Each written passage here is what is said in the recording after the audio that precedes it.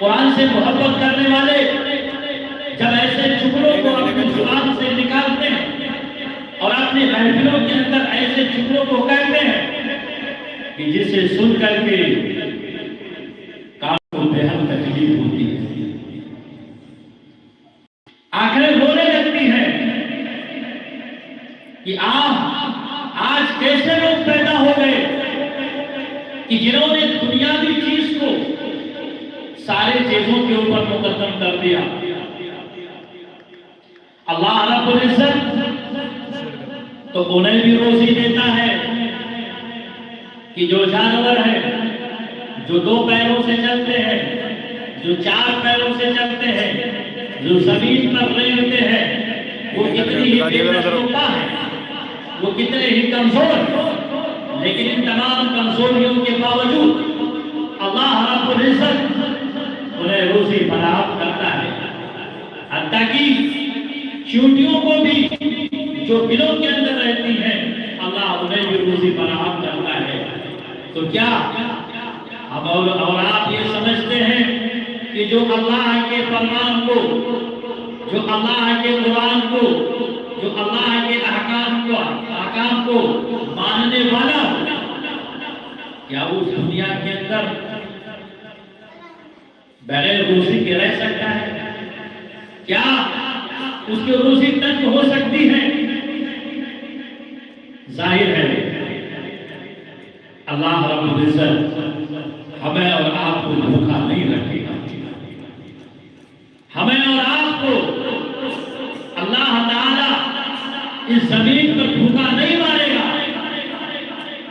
اس لیے کہ ہم حاملین قرآن ہیں، ہم تالیے قرآن ہیں، ہم قرآن کو پڑھنے والے ہیں، ہم قرآن کو سمجھنے والے ہیں، ہم قرآن کے احکام پر عمل کرنے والے ہیں، ہم قرآن کے بتائے ہوئے راستے پر چلنے والے ہیں،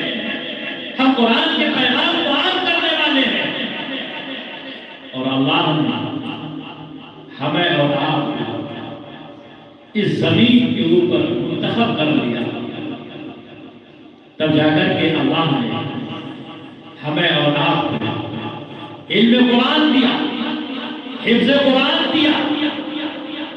یہ علامت ہے اس بات کی، یہ شہادت ہے اس بات کی، یہ گواہی ہے اس بات کی کہ اللہ نے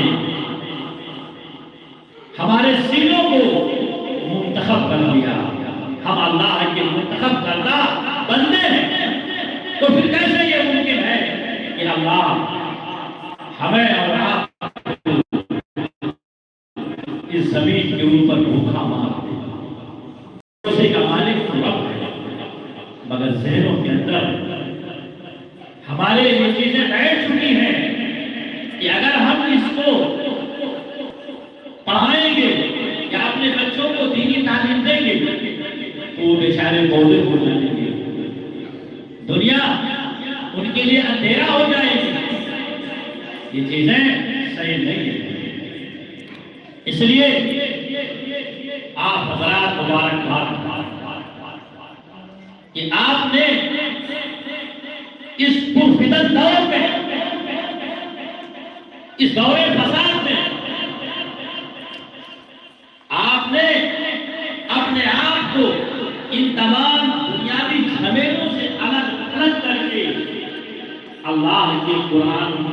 کو پڑھنے میں اور اسے یاد کرنے میں لگا دیا۔ اللہ